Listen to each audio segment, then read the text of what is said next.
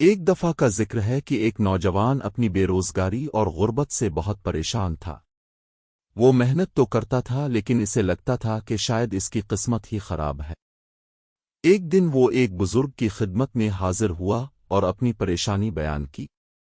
بزرگ نے اسے ایک پرندے کا مشاہدہ کرنے کو کہا جو پاس ہی اپنے گھونسلے میں بیٹھا تھا۔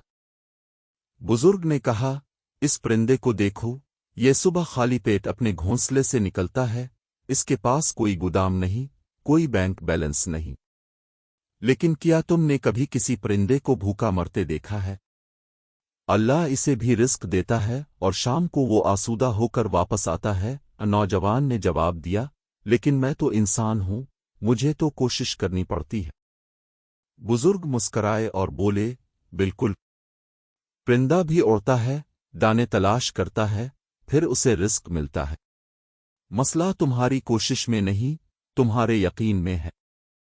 تم رزق تلاش کرتے ہو لیکن رزق دینے والے کو بھول جاتے ہو۔ تم پریشان اس لیے ہو کہ تم نے کل کی فکر آج ہی پال لی ہے، جبکہ اللہ نے ہر دن کا رزق اس دن کے ساتھ لکھ دیا ہے۔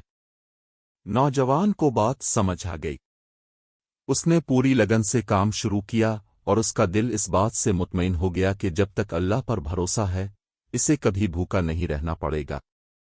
جلد ہی اس کی محنت رنگ لائی اور وہ ایک کامیاب انسان بن گیا۔